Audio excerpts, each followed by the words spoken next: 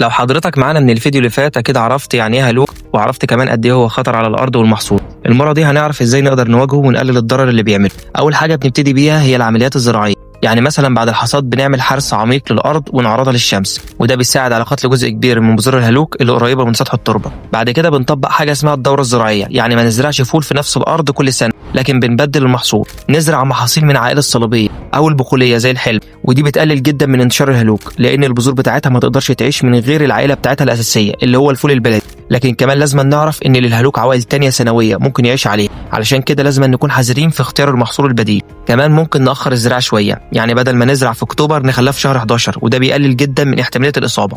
وبرضه نستخدم اصناف مقاومه من الفول البلدي اللي تقدر تتحمل وجود الهالوك وما تتاثرش بسرعه. اما بقى عن المعاملات الكيماويه فدي لازم تكون بحذر شديد.